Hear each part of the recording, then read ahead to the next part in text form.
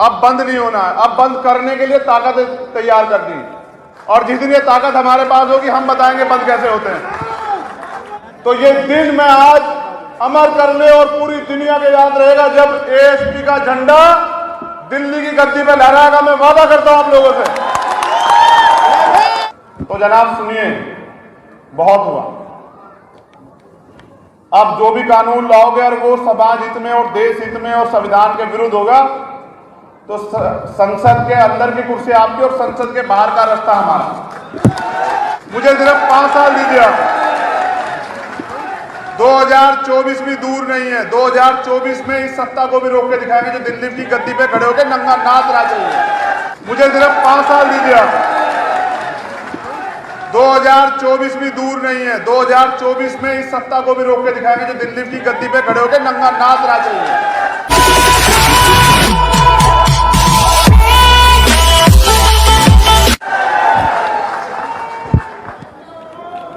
देश के प्रधानमंत्री के लिए तो एक ही लाइन है, योजना आयोग बदल के नीति आयोग कर दी। जितने तमाम लोग जो जानकार थे सभी,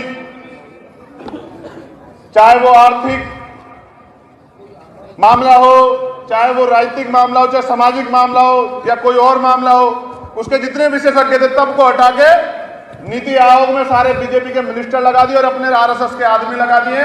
देश का बेड़ा गर्क कर दिया है। आज देख लो महंगाई कहां है, रोजगार कहां है, इकोनॉमी कहां है, भ्रष्टाचार के हालात देख लो, कानून का जो राज है उसके हालात देख लीजिए। तमाम लोगों पे अत्याचार उत्पीड़न हो रहे हैं। सच्चाई यह है कि इनके एजेंडे में देश है ही नहीं। इनके एजेंडे में सिर्फ आरएसएस और भाजपा को ताकतवर बनाना है, पूंजीपतियों को मालिक बनाना है और इस देश में तमाम बहुजन समाज के लोगों को गुलाम बनाना है। तो जनाब सुनिए, बहुत हुआ।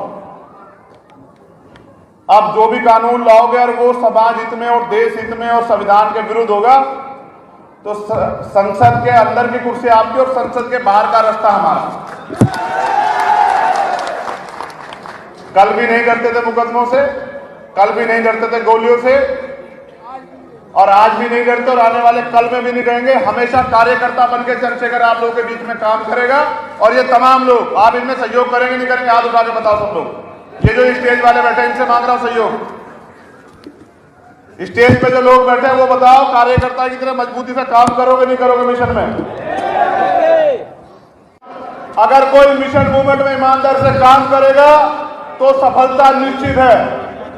तो ये दिन मैं आज अमर करने और पूरी दुनिया के याद रहेगा जब एएसपी का झंडा दिल्ली की गद्दी पे लहराएगा। मैं वादा करता हूं आप लोगों से। जब जब पार्टी का स्थापना दिवस बनेगा तो मान्यवर काशीराम साहब को याद किया जाएगा और उनके आदर्शों को हम आज के नौजवानों में उनके दिलों में आत्मसात करने का प्रयास करेंगे। उनकी बात कहने से ही शांति हो जाती, ये ताकत है उनमें। अब मैं, क्योंकि मुझे समय बहुत हो गया, आप लोगों को बहुत देर से आप इंतजार भी कर रहे थे। आप तो यहां हैं, लेकिन देश में करोड़ों लोग ऐसे हैं जो अपने घर से, व्हाट्सएप के माध्यम से, फेसबुक के माध्यम से और किसी अन्य माध्यम से इस घड़ी को देख रहे हैं। क्योंकि मैंने उनको रोका कि आप मत आइए क्योंकि परमिशन नहीं है, कोरोना का मामला है। और उससे भी बड़ा एक जो मामला है, जो मेरे जज्बात थे वो ये थे कि दिल्ली में जो हुआ मैं उससे खुश नहीं था। मैं अंदर से तड़प रहा हूं। तो मैंने सोचा कि नहीं, आज खुशी मनाने का मतलब नहीं बनता है। हम इसलिए पार्टी बना रहे हैं क्योंकि हमें हमारे अधिकारों के लिए आंदोलन करना है, सड़क पे रहना है और सरकार को ये बताना है कि लोकतंत्र क्या होता है।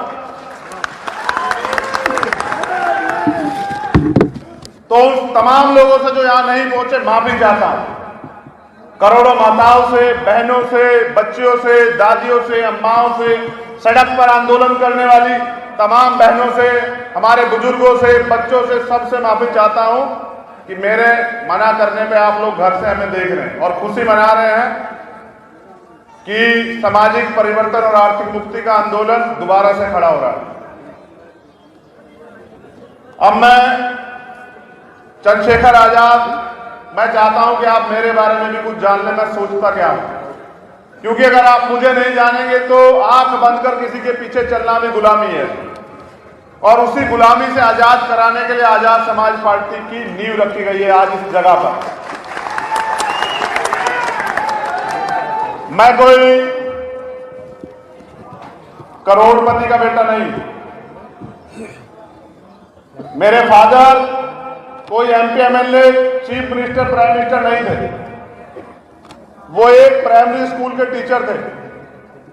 और यूपी से आए हुए तमाम लोग इस बात को जानते हैं कि एक अध्यापक अगर अपनी जिम्मेदारी को सही तौर पे अदा करे तो जिन बच्चों पर वो मेहनत करते हैं वो बच्चे देश का समाज का भविष्य होते हैं। तो उन्होंने जो आदर्श मुझे दिए, उन आदर्शों पे चलने के कारण आज आप मुझे सुनने के लिए यहां खड़े बैठे हैं। तो ये आदर्श जरूरी है। अब मैं जिनकी बात कर रहा था माननीय साहब श्री काशीराम, मैं नौजवानों से अपील करता हूं, एक बार उनका जीवन दर्शन, उनका संघर्ष पढ़ें, उसे महसूस करें।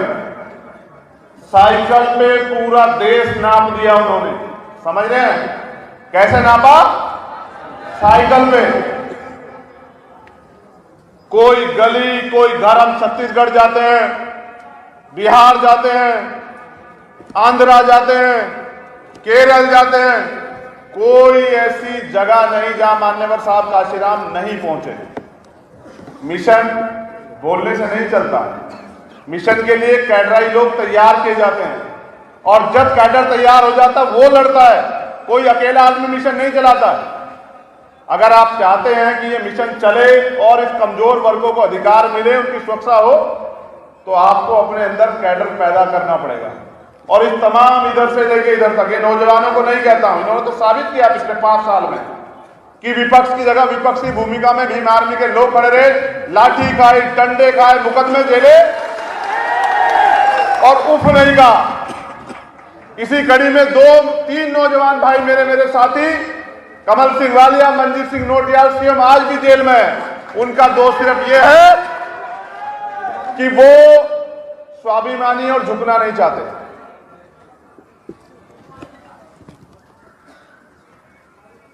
अब एक आरोप भी लगता है, मैं सारी बातें करना चाहता हूं। एक आरोप लगता है कि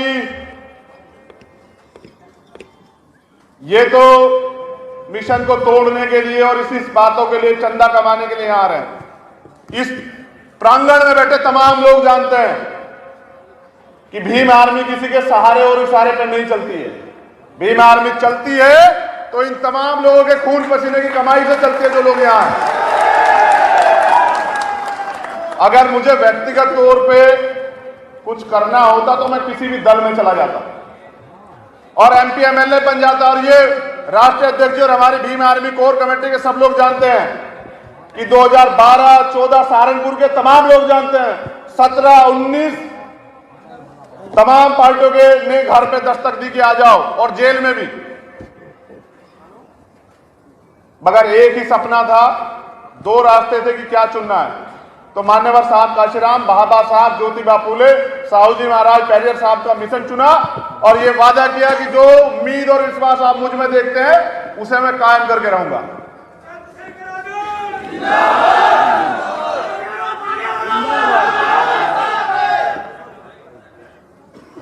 एक जरूरी घटना शेयर कर रहा हूं। मेरी जेब में एक पत्र भी है।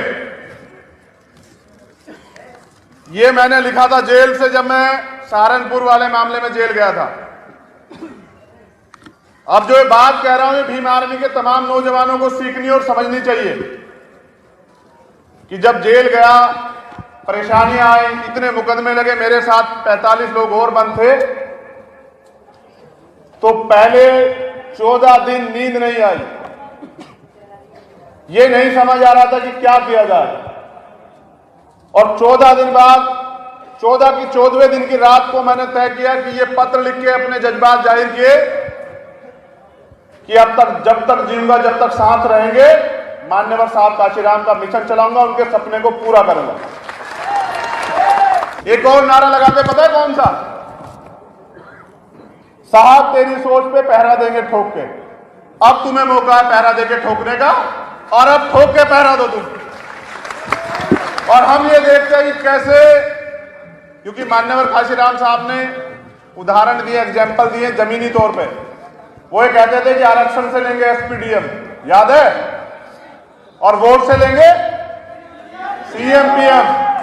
और वो ये कहते थे, झूठ में नहीं जीना ना, वो ये कहते थे अगर आपको अपना सीएम बनाना है तो पहले अपने डीएम बनाओ, और अगर आपको अपना पीएम बनाना है तो पहले अपने पीएम बनाओ, सीएम बनाओ।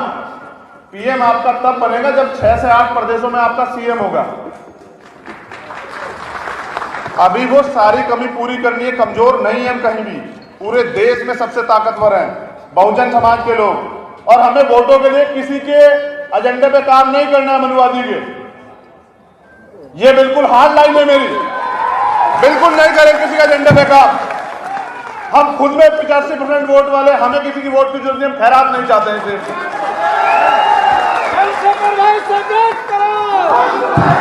हमसे तो उम्मीद छोड़े आप, हमसे तो उम्मीद छोड़े आप कि हम उन लोगों को ताकतवर बनाएंगे जो कल ताकतवर बन के हमारे लोगों के गले काटेंगे। हमसे उम्मीद छोड़ दें आप, बिल्कुल साफ बता रहे हैं। जो मान्यवर के और हमारे रहबर बाबा साहब के मिशन पे काम करेगा उसका स्वागत है, क्योंकि संविधान को मानते हैं। संविधान में प्रियम्बल पढ़ा, उस प्रियम्बल को मानते हैं, और जब मौका मिलेगा तो सबके लिए काम भी किया जाएगा। लेकिन पहला काम उन लोगों के लिए जो इस देश में शोषित हैं, वंचित हैं, जिनको ज्यादा आवश्यकता है।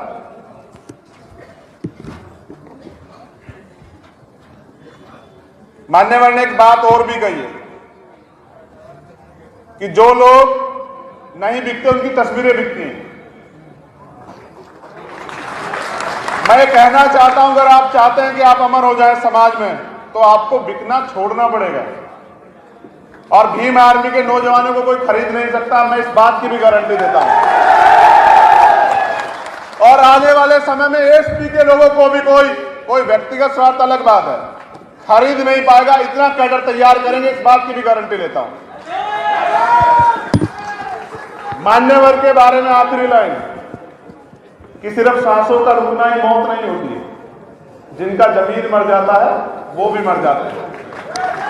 हम जमीर वाले लोग लड़ेंगे, आखिरी दम तक लड़ेंगे, और हर समाज में इतने महत्वपूर्ण और मजबूत नेता पैदा करेंगे कि उस समाज के जमीनी मुद्दे को भी कोई ढक नहीं पाएगा, उस पर भी काम होगा 100%।